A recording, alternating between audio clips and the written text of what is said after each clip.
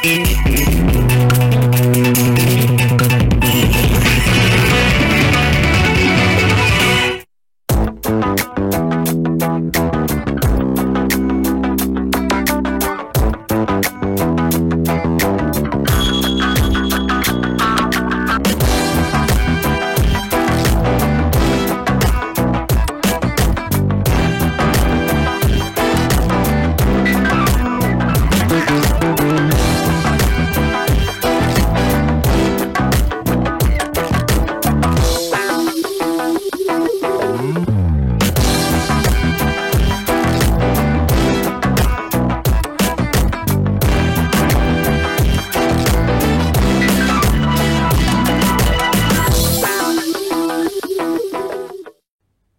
らじら明けてきた。生きていた。আকাশ ফর্সা হয়ে আসছিল ভোর। আমি বেঁচে ছিলাম।障子の穴から覗いてみても留守である。障子ধারের ছিদ্রের ভিতর দিয়ে উঁকি মারলেও কেউ নেই। নমস্কার, আমি অভিজিৎ মুখার্জি। আজকে আপনাদের সঙ্গে পরিচয় করিয়ে দিচ্ছি অধ্যাপিকা কিয়োকো নিওয়া সেনসেইর সঙ্গে। সেনসেই কথাটা আমরা শিক্ষিকা বা শিক্ষকদের নামের পরে বলে অভিবাদন করি। কিয়োকো নিওয়া সেনসেই একাধারে অনুবাদিকা, শিক্ষিকা, বাংলা সাহিত্যের পর্যালোচক এবং সাহিত্যের বিভিন্ন দিকে ওনার চর্চা। নিজে কবি। ওনার এত দীর্ঘদিন ধরে ওনার ভূমিকা আমরা অনেকেই জানতাম। সকলেই যাতে জানতে পারেন সেই সুযোগ তৈরি করার জন্য আজকের এই অনুষ্ঠান। আমি প্রথমে কিয়োকো নিওয়া সেনসেইকে জিজ্ঞেস করব ওনার স্কুল জীবনের কথা। আপনার একেবারে ছোটবেলায় স্কুলে যখন পড়তেন। স্কুলে তো না, সাধারণ ছাত্রী ছিলাম, কিন্তু বই পড়া খুব পছন্দ। নানা ধরনের বই পড়ার আপনার খুব আগ্রহ ছিল। আর বিশেষ করে বিদেশি সাহিত্য প্রতি আগ্রহ বিশেষ জোরালো রকম ছিল। তারপরে আপনি স্কুল পাশ করার পরে ভারতীয় ভাষা শিখবেন এরকম একটা সিদ্ধান্ত নিলেন।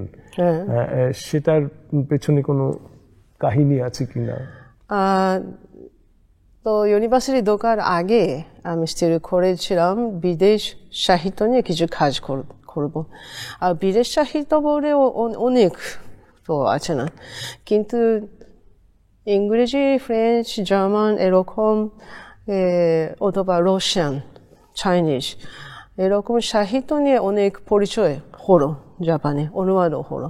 আমি করতে চাইছিলাম সেরকম সাহিত্য তখন পর্যন্ত বিশেষ পরিচিত ছিল। জাপানের কাছে অতটা পরিচিতি পৌঁছয়নি। তো ভারত নিয়ে, জাপানে প্রাচীন ভারত নিয়ে অনেক গবেষণা করা হলো, কিন্তু আধুনিক ভারত নিয়ে, বিশেষ করে আধুনিক সাহিত্য নিয়ে তো কোনো পরিচিত ছিল না, আর অনুবাদও ছিল না।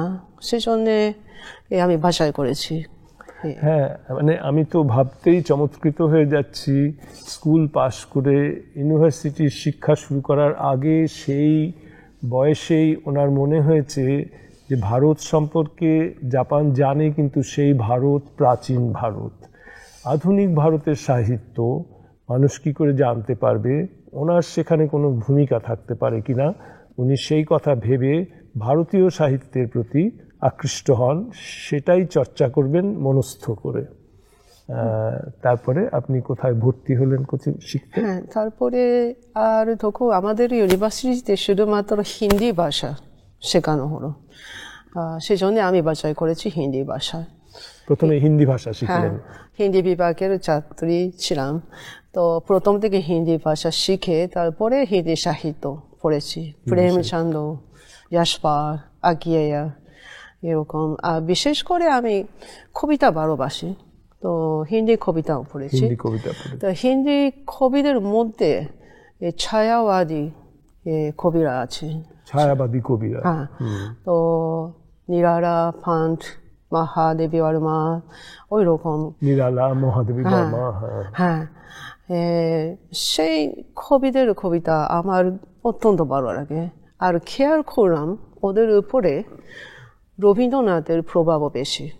এটা আপনি তখনই বুঝতে পারলেন যে রবীন্দ্রনাথের প্রভাব বেশি। তার মানে রবীন্দ্রনাথও তখন আপনার বেশ অনেকটাই পরিচিত হয়ে গেছে। হ্যাঁ, নিশ্চয়ই রবীন্দ্রনাথের নাম তো আগে থেকে জানতাম, কিন্তু আমি জানতাম না বাংলার বাইরেও এরকম বড়, বাংলার বাইরেও রবীন্দ্রনাথের প্রভাব যে এত গভীর এবং বিস্তৃত, সেটা এই হিন্দি কবিদের কবিতা পড়তে গিয়ে আপনার কাছে স্পষ্ট হলো।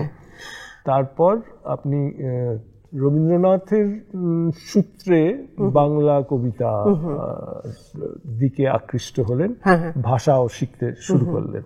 আচ্ছা, ভাষা শেখার কোনো কোর্সে ভর্তি হওয়ার সুযোগ ছিল? না, তখন কোনো কোর্স ছিল না। তো আমি মোটামুটি নিজে পড়াশোনা করেছি, নিজে শিখতে শুরু করলেন। আচ্ছা, শুধু ব্যাকরণের বই পড়ে নিজে নিজে করেছি, কিন্তু সুবিধাও ছিল, হিন্দি ভাষা এবং বাংলা ভাষায় মিল আছে, তো একই শব্দ আছে করে তারপরে রবীন্দ্রনাথ পড়তে থাকলেন। হ্যাঁ, এবং তখন রবীন্দ্রনাথই আরো বেশি করে আপনাকে আকৃষ্ট করলো। তো তারপরে একটা সময় আপনি উচ্চশিক্ষার জন্য যাদবপুর বিশ্ববিদ্যালয়ে এসেছিলেন। তো সাধারণত আমরা সেই সময়টায় যেরকম লক্ষ্য করেছি যে শান্তিনিকেতনে আসার চল ছিল বেশি, সেটা যাদবপুর বিশ্ববিদ্যালয় হওয়াতে, আমি নিজে যাদবপুর বিশ্ববিদ্যালয়ে পড়িয়েছি বলে আমি তো খুবই মনে করছি যে সৌভাগ্য সেটা আমাদের। এটা হলো কি করে? অবশ্য শান্তিনিকেতন তো অপূর্ব জায়গা। তো আর রবীন্দ্রনাথকে ছাড়া বাংলা সাহিত্যের গবেষণা করা যায় না, তা ঠিক। কিন্তু আমি প্রথমে হিন্দির ছাত্রী ছিলাম, তো আরো বিস্তারিতভাবে বাংলা সাহিত্য, ভারতীয় সাহিত্য নিয়ে কাজ করতে চাইছিলাম। তখন জেনেছি যাদবপুর ইউনিভার্সিটিতে তুলনামূলক সাহিত্য বিভাগ আছে। এটা কোন বছর? তা 1984 সালে। 1984 সালে। তখন অধ্যাপকরা কারা ছিলেন তুলনামূলক? আমার গায়ের ছিলেন তো ডক্টর অমিয় দেব, আর নবনীতা দেও ছিলেন, নবনীতা দেব সেন, এদের কথা আপনার মনে আছে? আচ্ছা, তারপরে আপনি পিএইচডি করলেন এখানে ডক্টর অমিয় দেবের তত্ত্বাবধানে। আচ্ছা, ওনাদের সঙ্গে বিদেশ থেকে এসে ছাত্রী হিসেবে যখন যোগাযোগ হলো, তখন যে অভিজ্ঞতা হলো একেবারে নতুন ধরনের অভিজ্ঞতা, তার কোনো বিশেষ দিক যদি আপনি উল্লেখ করেন?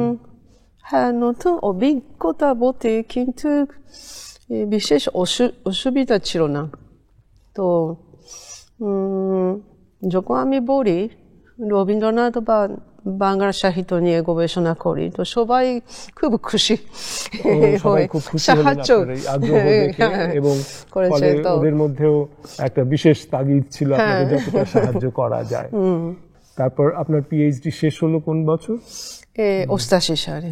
88 সালে, 84 সালে শুরু করে 88 সালে। আপনার বিষয় কি ছিল? পিএইচডির বিষয়, পিএইচডির বিষয় হচ্ছে রবীন্দ্রনাথ ও জাপান। রবীন্দ্রনাথ ও জাপান। আচ্ছা, তারপর সেটা কি একটা বই হলো পরে? না, একটা বই আকারে বেরোয়নি, কিন্তু সম্প্রতি একটা ছোট্ট বই প্রকাশ করেছি, রবীন্দ্রনাথ ও জাপান, কারেক্টেড এসেস। আচ্ছা, আপনার একটা বইয়ের কথা কলকাতায় যারা হাইকু নিয়ে উৎসাহী তারা প্রায় সকলেই জানে। গৌরী আয়ুবের সঙ্গে একসঙ্গে আপনি বাসর হাইকু অনুবাদ করেছিলেন। তো গৌরী আয়ুবের সাথে যোগাযোগ হলো কি করে? আমার আগে উসুদা সেনসেন নামক একজন গবেষক ছিলেন, তো উসুদা সেনসের সঙ্গে পরিচয় ছিল গৌরী আয়ুবের এবং ওনার স্বামী আবু সৈয়দ আয়ুবের। তো উস্তাদ সেনসে আমাকেও পরিচয় করিয়ে দিয়েছেন। তো তারপরে গৌরীদির কাছে আমি অনেক শিখেছি। প্রতি সপ্তাহে ওখানে গিয়ে রবীন্দ্রনাথের রচনা পড়েছি। উসুদা মাসায়ুকি সেনসেই টোকাই বিশ্ববিদ্যালয়ের, তিনি আপনাকে পরিচয় করিয়ে দিলেন ওদের পরিবারের সঙ্গে। ওখানে গিয়ে আপনি রবীন্দ্রনাথ সম্বন্ধে ওদের তত্ত্বাবধানে ওদের অভিভাবকত্বে হ্যাঁ। অনেক কিছু শেখবার সুযোগ পেলেন, অনেক সেটা একটা শিখেছি। ভারী সুন্দর সুযোগ। তারপরে হাইকুর বইটা যে অনুবাদ করবেন, সেই প্রস্তাবটা কি আপনার মনে ইচ্ছে ছিল না ওনাদের কারোর মনে হলো? দুজনেরই ইচ্ছা ছিল। দুজনেরই।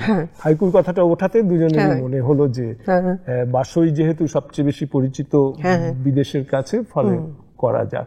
সে বইটা এখনো পাওয়া যায় এবং লোকে পড়ে। এরপরে আপনি ফিরে গেলেন জাপান। হ্যাঁ, তখন তারপরে ফিরে গিয়ে আপনার একাডেমিক পড়াশুনো কেমন ভাবে চললো? কি করলেন ফিরে গিয়ে? আমি ফিরে যাওয়ার সময়ে এরকম জায়গা ছিল না বাংলা ভাষা শেখানোর কোর্স বা, তো প্রধানত আমি হিন্দি ভাষা শেখাতাম। প্রথমে গিয়ে হিন্দি ভাষা শেখাতেন, যেহেতু ওটা শেখা ছিল আগে। আর অনুবাদের কাজ অনেক করেছি। অনুবাদের কাজ করলেন বাংলা থেকে জাপান? বাংলা থেকে জাপানি ভাষায়। প্রথম দিকে কাদের করলেন? প্রথম অনুবাদের বই হচ্ছে তারাশঙ্করের গল্প। তারাশঙ্কর বন্দ্যোপাধ্যায়, বাবা, সে তো বেশ কঠিন, বিদেশির পক্ষে বেশ, সে ভাষা খুব জটিল ভাষা। তারাশঙ্করের কোন উপন্যাস এখন মনে আছে? গল্পগুচ্ছ থেকে, হ্যাঁ, 10টা গল্প বাছাই করে। জলসাগর, হ্যাঁ, রায়বাড়ি, ওই রকম। হ্যাঁ, খুব ভালো লাগলো। অনুবাদিকা হিসেবে অধ্যাপিকা কিয়োকো নিবা খ্যাতি প্রবাদ প্রতিমুনি, একেবারে মহাশ্বেতা দেবী, রবীন্দ্রনাথ, আরো তারাশঙ্কর বন্দ্যোপাধ্যায় শুনলেন, নজরুল, বিভূতিভূষণ বন্দ্যোপাধ্যায়। আমরা সেই প্রসঙ্গে আসবো ক্রমশ। তারপরে তারাশঙ্কর বন্দ্যোপাধ্যায় ছাড়া তো নজরুলের কবিতা সংগ্রহ, তারপরে মহাশ্বেতা দেবী, আর সৈয়দ ওয়ালিউল্লাহ লাল শাহ করেছি। সৈয়দ ওয়ালিউল্লাহ লাল শাহ, ওই উপন্যাস তো অপূর্ব। মহাশ্বেতা দেবী করার সময় কি এই দ্রৌপদী করলেন? আচ্ছা, তাহলে এই বইটা আমরা একটুখানি দেখাই।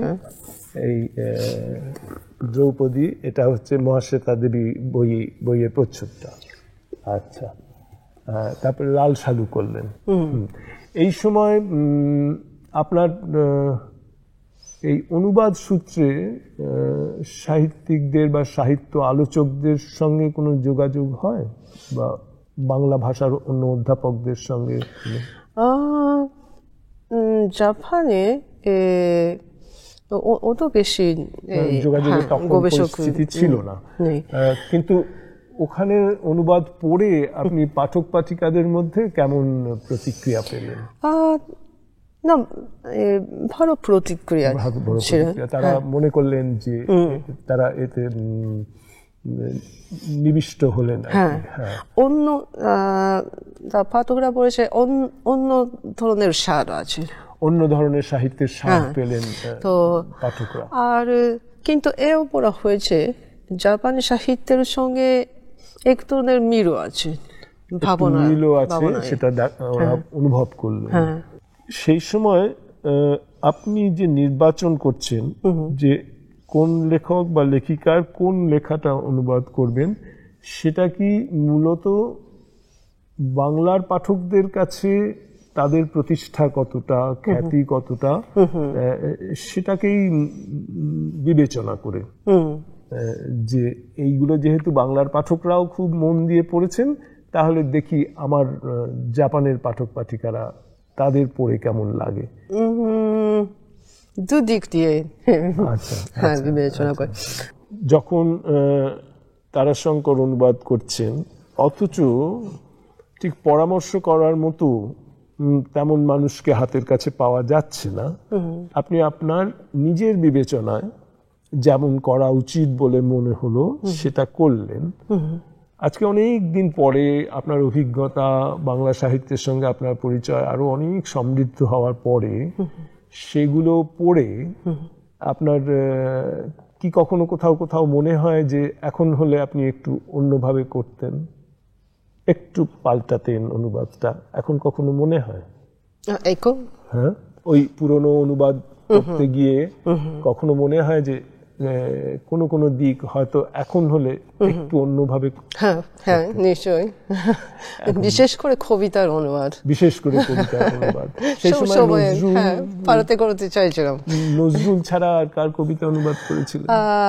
কবিতার বই হচ্ছে একটা হচ্ছে বাংলাদেশের কবিতা সংগ্রহ। বাংলাদেশের কবিতা। তো সেই বইতে শামসুর রহমান আর শহীদ কাদেরী আর মাহমুদ নির্মলেন্দু গুণ এই 4 জন কবি। হ্যাঁ, এইটা হচ্ছে কোন বছর? 1990?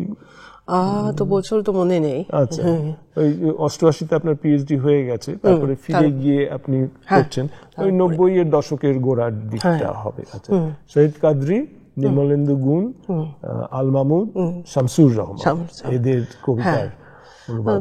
তারপরে আলাদা করে ভারতের বাংলা কবিদের কবিতা সংগ্রহ বেরিয়েছে। তো সেখানে 7 জন কবির রচনা অন্তর্ভুক্ত হচ্ছে। বুদ্ধদেব বোস, সুভাষ মুখোপাধ্যায় আর শঙ্খ ঘোষ, শক্তি চট্টোপাধ্যায়, বিনয় মজুমদার আর কি জীবনানন্দ দাশ আর জয় গোস্বামী। পরবর্তী প্রজন্মের জয় গোস্বামী, এই কবিদের কবিতা আপনি অনুবাদ করেছেন।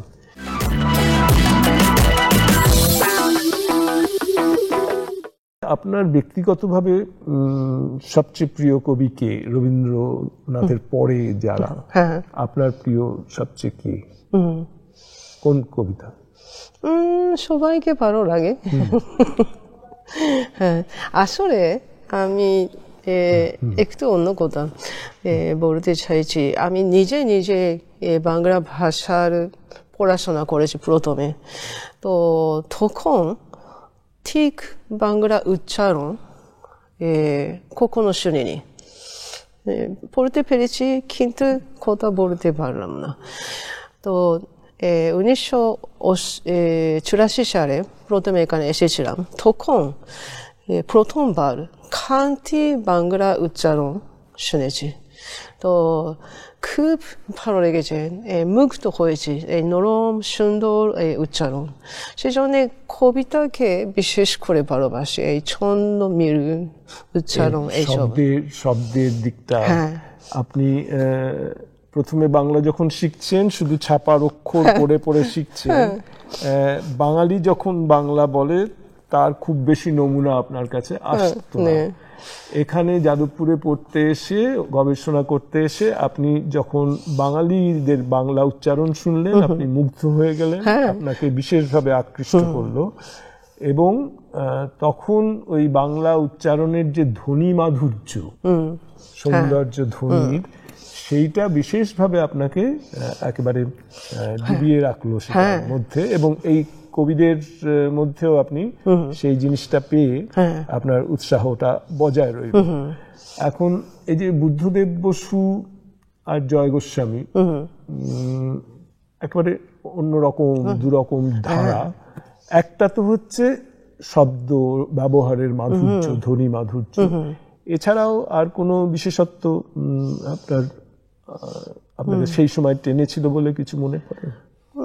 না, এই তো অন্যরকম, ডিকশন অন্যরকম। হ্যাঁ, ডিকশন অন্যরকম।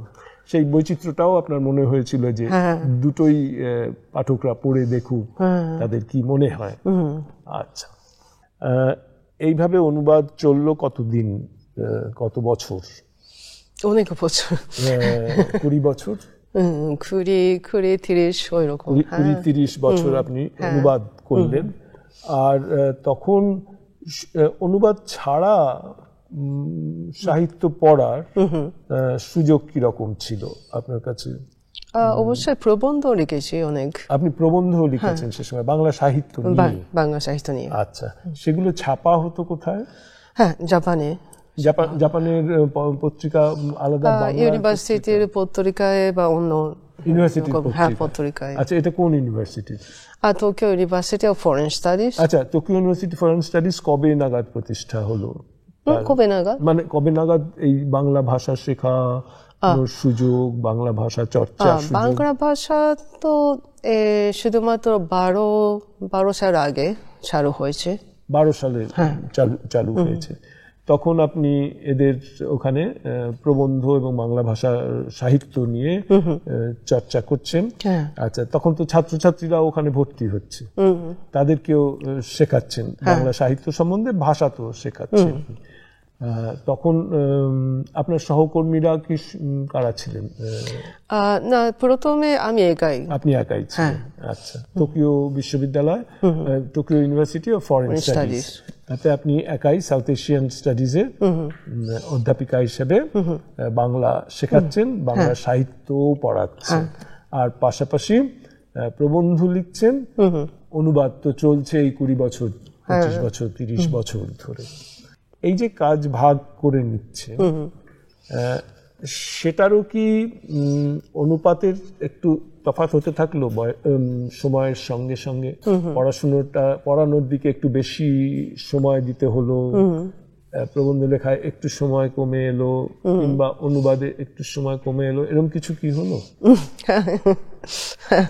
ইউনিভার্সিটি অনেক কাজ আছে, কাজে অনেকটা সময় নিল।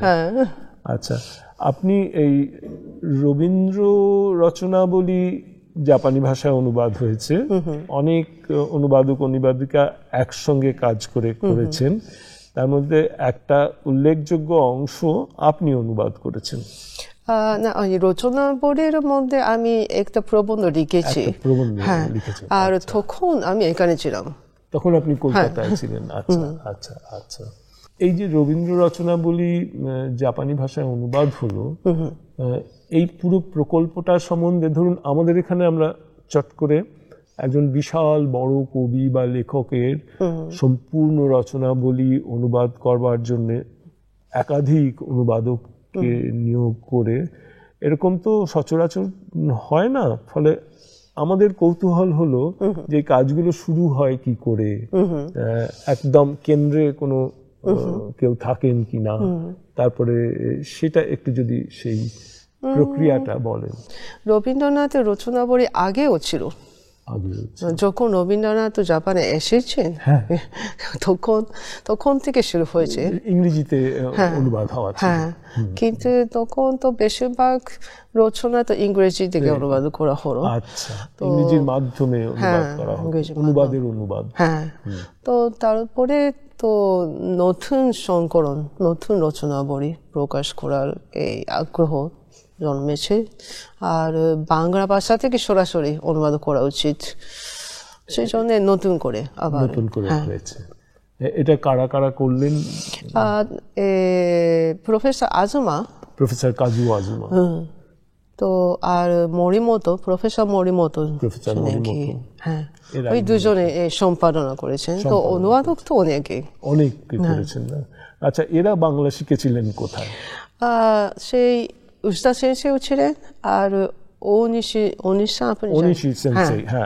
তো উনিও এখানে পড়াশোনা করেছেন, আর ওয়াতানাবে-সান, ওই NHK ওয়াতানাবে-সান। আচ্ছা, NHK ওয়াতানাবে-সান, ওনিশি সেন্সেই আর মাসায়ুকি উসুদা সেন্সেই, এই তিনজন মূলত অনুবাদ করলেন। এদের কতদিন সময় লাগলো এটা করতে? অনেকদিন, মনে হয় 7-8 বছর লাগলো এটা অনুবাদ করে উঠতে।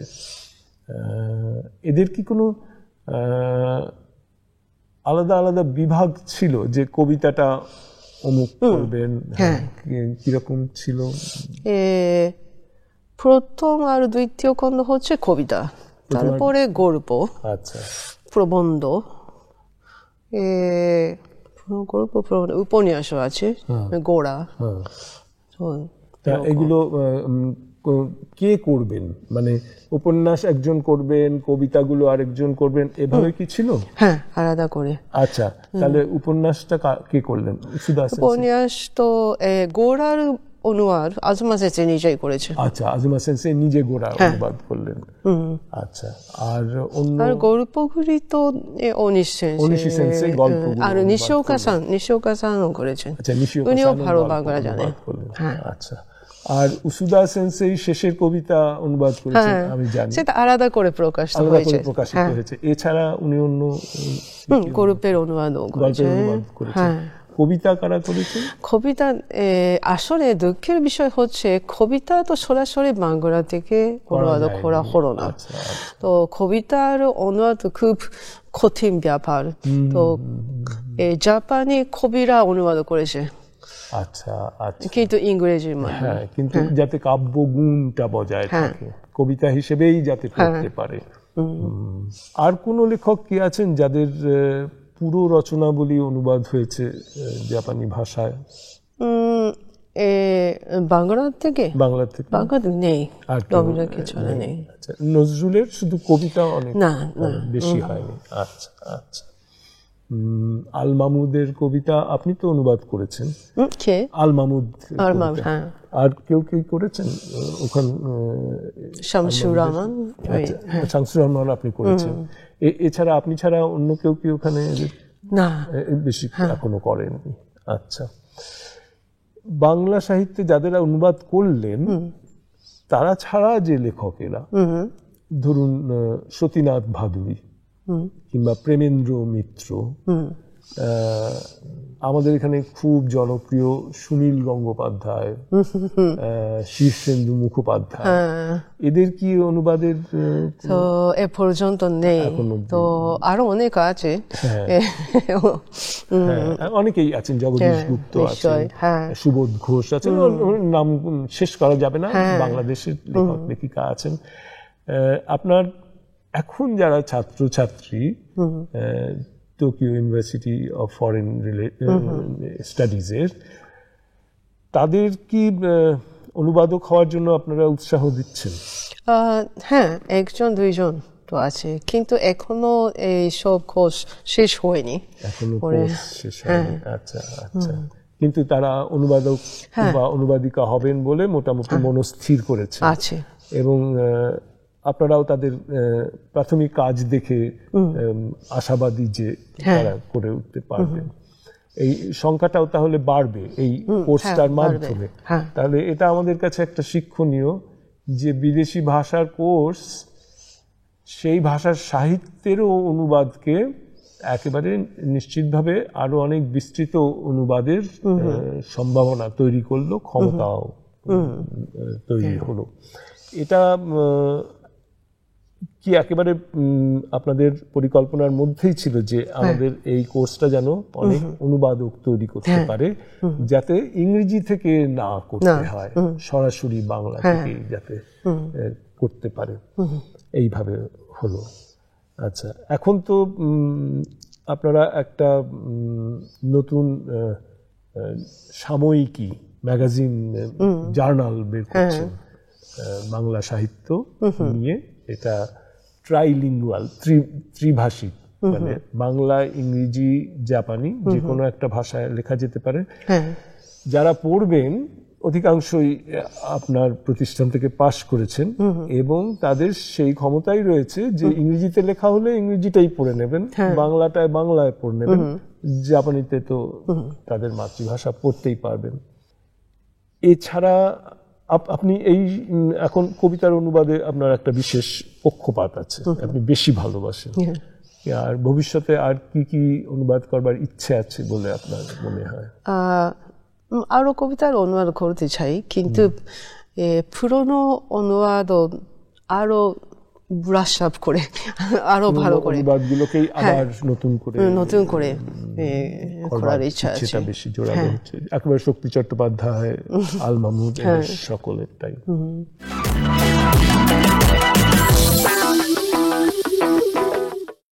পুরনো সময়ের যে জাপানি সাহিত্য, গত শতাব্দীর একদম প্রথম দিকে নাৎসুমে সোসেকি উপন্যাস লেখা শুরু করলেন। সে যে ধারাটা চলে এসেছে, যারা মন দিয়ে পড়েছেন তাদের মনে হয়েছে যে কোথাও একটা সংযোগ রয়েছে, ধারাবাহিকতা রয়েছে, কন্টিনিউটি আছে। হয়তো ন্যারেটিভ যেটাকে বলে আর একটু কসমোপলিটান হয়েছে, সারা বিশ্বের কে আকৃষ্ট করার জন্য আরো বেশি উপযোগী করেছেন। জাপানি লেখকদের সারা পৃথিবীতে যে জনপ্রিয়তায় প্রায় স্বপ্নের একটা পরিস্থিতি, একবারে অপ্রতিদ্বন্দ্বী জনপ্রিয়তা। জাপানি সাহিত্যিকদের উপন্যাস, ছোট গল্প সংকলন, অনুবাদে সারা পৃথিবী হামলে পড়ে পড়ছে একেবারে। এইটার কারণ কি বলে, মানে এটা তো গবেষণা না করলে বেরোবে না যে কেন এত জনপ্রিয়, কিন্তু তবু আপনার কি মনে হয় আর কি, যে কোন দিকটা বিশ্বকে টানছে বেশি, বা এই মুহূর্তে বিশ্বের মানুষ যা ভাবছে কোথাও এই সাহিত্যগুলোর সেখানে খুব গুরুত্বপূর্ণ একটা জায়গা নিতে পারছে?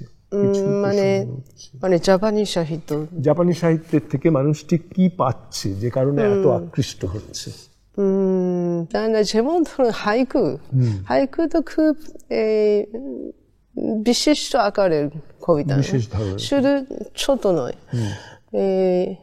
অত্যন্ত ছোট আকারের মধ্যে একটা এই ভাবনাটার উপরে জোর বেশি, হাইকু ভাবাতে সাহায্য করে। মানুষ গল্প পড়লো, পড়া শেষ হয়ে গেল, ভাবলো কিংবা ভাবলো না, কিন্তু হাইকুর হচ্ছে 3 লাইনে পড়া শেষ হয়ে গেল, কিন্তু ভাবার যে সুযোগটা, এইতে জাপানের পাঠক সমাজ আমাদের বাকি পৃথিবীকে উপহার দিল, যে লেখাতেই লেখা শেষ হয়ে গেল না, ওখান থেকে শুরু হলো। যেখানে ভাষা শেষ হয়ে গেল, সেইখান থেকে চিন্তা এবং কল্পনা শুরু হলো। সেটা এখন কিন্তু আমাদের সমাজেও দেখি। হাইকু সম্বন্ধে খুব খুঁটিয়ে হয়তো জানে না সবাই, কিন্তু হাইকুর জনপ্রিয়তা খুব বেশি। অনেক লোক পড়ছে, ইংরেজি হাইকু পড়ছে, ইংরেজি অনুবাদে পড়ছে, অনেকেই বাংলায় লেখার চেষ্টা করছেন। সবগুলো নিয়ম হয়তো এখনো শেখা হয়নি, কিন্তু জনপ্রিয়তা খুব বেশি। তো এখন তো আপনাদের সঙ্গে বাংলার অনেক লেখক কবিদের যোগাযোগ হয়, এখানকার অধ্যাপকদের সঙ্গেও যোগাযোগ হয়। তো এই হাইকুর প্রতি এই আকর্ষণটা কেন বাড়লো এদিকে, কিছু আপনার কখনো মনে হয়েছে? তো এক ধরনের হাইকু লেখাটা সহজ, তো এই নিয়মটা সহজ। তো হাইকুর নিয়ম হচ্ছে শুধু 5-7-5 এই স্বরের লেখা হয়।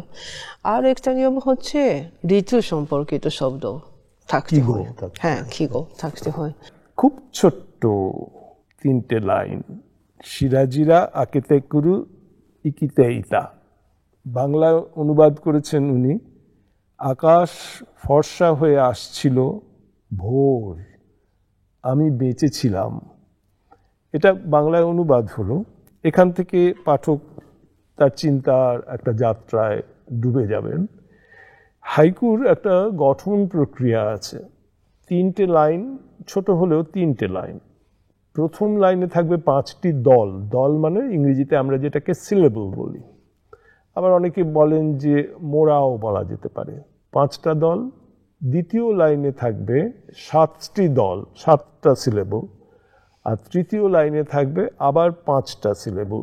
তাহলে 5-7-5 সিলেবলে পুরো হাইকুটা লেখা হবে। প্রথাগতভাবে বলা হয় যে এই প্রথম ছবি যেটা থাকবে 5 সিলেবলে, সেটা হবে যেন একটা স্থির কিছুর চিত্র, যেটা সময়ের সঙ্গে পাল্টাচ্ছে না। আপনারা রবীন্দ্রনাথের অনুবাদ করা পুরনো পুকুর, ব্যাঙের লাফ, জলের শব্দ শুনেছেন, অনেকেই পরিচিত। তো এই পুরনো পুকুর সময়ের সঙ্গে কিছু পাল্টাচ্ছে না, একেবারে অপরিবর্তিত কিছু একটা। তারপরে একটা কোনো শব্দ থাকে, সেটাকে বলে কিরেজি। এটা কোনো ধরনের বিশেষ হতে পারে, যেটা দিয়ে প্রসঙ্গান্তরে প্রথমটাকে শেষ করে প্রসঙ্গ অন্তরে অন্য প্রসঙ্গে যাচ্ছে, এবং একটা কিছুর বর্ণনা থাকে যেটার একটা অভিঘাত সৃষ্টি হবে, একটা কোনো পরিবর্তন হলো, কিছু একটা ঘটলো। এই 2টো ছবি থাকবে, কোনো 3টে ছবি কিন্তু থাকবে না। তৃতীয় লাইনটা একটা কোনো অনুভূতিকে উস্কে দেবে, কিন্তু ছবি আঁকবে না। এবার এই উস্কে দেওয়া অনুভূতিটাই মানুষের চিন্তাটাকে টেনে নিয়ে যাবে। প্রথাগতভাবে আধুনিক হাইকুতে আমি খুব নিশ্চিত নই সেটা এখনো পালন করা হয় কিনা, কিগো অর্থাৎ কোনো একটা ঋতু সম্পর্কিত শব্দ থাকবে। যেরকম পলাশ ফুল বললে আমরা বসন্তকাল বুঝি। আসলে এই হাইকু কবি হোসাই ওজাকি, ও তো লিখেছেন free verse haiku. Free verse লিখেছেন, আচ্ছা আচ্ছা। তো ফ্রি ভার্স হাইকুতে কোনো নিয়ম নেই, কোনো নিয়ম নেই, আচ্ছা আচ্ছা। তো কিগো নেই, কিগো নেই, তো ছন্দ নেই।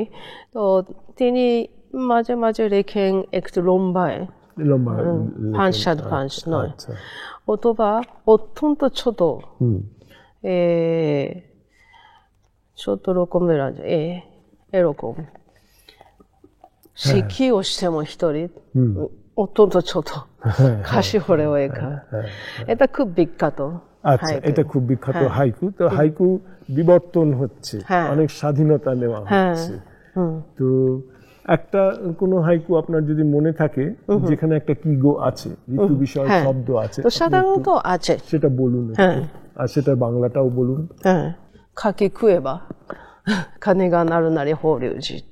তো মাসাওকা শিকের কবিতা খাকি খাকি 파시몬 케이치 또 몬디레르 가네가 나르 나리 몬디레르 다키 가네 벨 বাসছে। তো খাকি হচ্ছে ফলটা খেয়েছি যেন মন্দিরের ঘন্টার ধ্বনি শোনা যাচ্ছে, এরকম। খাকি হচ্ছে ঋতু সম্পর্কিত শব্দ। কাকি একটা বিশেষ ঋতুতে ফলটা হয়, অন্য ঋতুতে হয় না। এই কাকিটা আসার প্রয়োজন আছে, প্রথাগত কাকি ফলটার কথা আসার প্রয়োজন আছে। যেরকম আম একটা বিশেষ ঋতুতে হয়, এরকম নানা ফল আছে। লিচু একটা বিশেষ ঋতুতে হয়, এরকম আম, লিচু, কোনো ফুল, কিছু না কিছু একটা আপনাকে বলতে হবে যে এই হাইকুর 3 লাইনে থাকবে, যেটা ঋতুটা কে নির্দেশ করবে। তাহলে জাপানি পাঠকের ওটা নিয়ে ভাবতে আরো বেশি যেন উপভোগ করেন, কেননা ঋতুর সঙ্গে জাপানের মানুষের সংযোগ বিশেষ চর্চার মাধ্যমে, শিক্ষার মাধ্যমে অনেক বেশি ঘনিষ্ঠ আমাদের থেকে। সেটা ও দেশে গেলে যেভাবে দেখে বোঝা যায়, এখানে আলোচনা করে সবটা হয়তো বোঝানো একটু কঠিন হবে। হাইকু কবিদের যে সাধনা, প্রথম যারা বিখ্যাত ইয়োসাবু সোন, মাসাওকা শিকি বা মাতসুও বাসো তো বটেই, এদের সাধনার দিকটা কেমন ছিল? সাধনা মানে এই যে হাইকু কবি হয়ে উঠছেন, তার জন্য যে গুণগুলো ওনাদের মধ্যে। সাধারণত হাইকু লেখার সময় গুরুর কাছে পাঠ নিতে হয়। তো বাসো হাইকুর গুরু ছিলেন, বাসো হাইকু গুরু ছিলেন, তার কাছে পাঠ নিত, তবে হাইকু লিখতে শিখত। আমাদের এখানে কাব্যচর্চায় গুরু, কাব্য শিক্ষায় গুরুর ভূমিকা ছিল, কিন্তু কাব্যচর্চা গুরুর কাছে শেখার কথা অতটা হয়তো আমরা স্পষ্ট করে জানি না, কিন্তু হাইকুর ক্ষেত্রে গুরুর একটা ভূমিকা ছিল। আজও কিন্তু উপন্যাস লেখার জন্য গুরুর কাছে যেতে হয় না, ছোট গল্প লেখার জন্য গুরুর কাছে যেতে হয় না, বড় কবিতা সনেট লেখার জন্য গুরুর কাছে না গেলেও ভালো সনেট লেখে। হাইকু লিখতে আজও কিন্তু গুরুর কাছে যেতে হয়। একজন গুরুর কাছে কয়েকজন শিষ্যক থাকে, তো একটা দল, সেটা বলা হয় কেশা। তো এক এক কেশাতে পত্রিকা আছে। আচ্ছা, এক একটা কেশার নিজস্ব পত্রিকা আছে, সেইখানে ওই হাইকু বেরোয়। এবং সেগুলো কিনতে পাওয়া যায় বইয়ের দোকানে না? হ্যাঁ, বড় বড় পত্রিকা হলে কিনতে পারে, বড় পত্রিকা হলে, কিন্তু ছোট ছোট আপনাদের লিটল ম্যাগাজিনের মতো অনেক আছে, সেগুলো হাতে হাতে ব্যক্তিগত পরিচয়ে ছড়িয়ে পড়ে, এবং সেখান থেকে হাইকু লিখে অনেকে খ্যাতি পান, প্রতিষ্ঠা পান। আচ্ছা, আপনি তো সবে অবসর নিয়েছেন পড়ানো থেকে, কিন্তু তার মানে এই নয় যে ছাত্রছাত্রীদের সঙ্গে আর আপনাকে সময় কাটাতে হবে না, তা নয়। সেই কাজ আপনার এখনো তো অনেক থাকবে। তবুও কিছু তো একটু কাজের ধরন পাল্টাবে। আপনি সে ব্যাপারে আপনার পরিকল্পনা কি, ইচ্ছে কি? এখন তো এই সুবিধা হচ্ছে অনলাইনে যে কোনো সময়ে কথা বলতে পারি। আচ্ছা, পুরনো ছাত্রছাত্রীদের সঙ্গেও কথা বলতে পারি, বা অন্য দেশের অধ্যাপক রিসার্চার সঙ্গেও কথা বলতে পারি, সেটা আরো করতে চাই। আর আমরা এই জার্নাল প্রকাশ করেছি প্রথমবার এবছরে। এই জার্নালটা সম্বন্ধে একটু বলুন। এটা হচ্ছে আমাদের জার্নাল, ডিপার্টমেন্ট থেকে বেরিয়েছে, তো বাংলা ভাষা ও সংস্কৃতি চর্চা। তো তা এবছরে প্রথমে প্রকাশিত হয়েছে, আর আশা করছি এরপরে প্রতি বছরে প্রকাশ করব। হ্যাঁ, এখানে 3 ভাষাতেই লেখা আছে, হ্যাঁ, জাপানি, বাংলা এবং ইংরেজিতে। এখনকার বাংলা লেখকদের কাছে বা কবিদের কাছে আপনি জাপানের একজন পাঠিকা হিসেবে বাংলা সাহিত্যের বা কবিতার আপনি কি কিছু বলতে চান, বা কিছু প্রত্যাশার কথা, চাহিদার কথা? আমি কি বলতে চাই,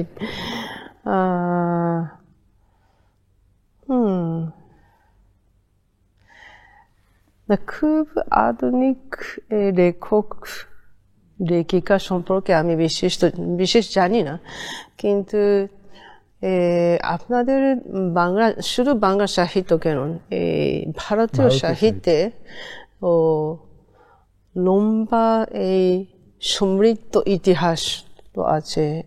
সেই ইতিহাস ভুলে না গিয়ে নিজের রচনার মধ্যে এইসব। আচ্ছা, পশ্চিমের থেকে লেখার ধরন আমরা ধার করেছিলাম একটা সময়, কিন্তু আমাদের নিজস্ব যে সাহিত্যের ধারা সেটাতেও যেন আমরা বজায় থাকি, তাহলে যে সাহিত্য সৃষ্টি হবে তাতে পাঠকেরা সারা পৃথিবীরই অনেক বেশি উপকৃত হবেন, আপনি সেইটা বলতে চাইছেন। আচ্ছা, তাহলে এইখানেই আমরা আজকের মতো আমাদের এই অনুষ্ঠান শেষ করছি। অনেক নতুন কথা আমি জানতে পারলাম, আপনারাও মনে করে দেখুন, অনেক কথা জানা গেল যা এই অনুষ্ঠানের কারণেই সম্ভব হলো। নমস্কার, ধন্যবাদ।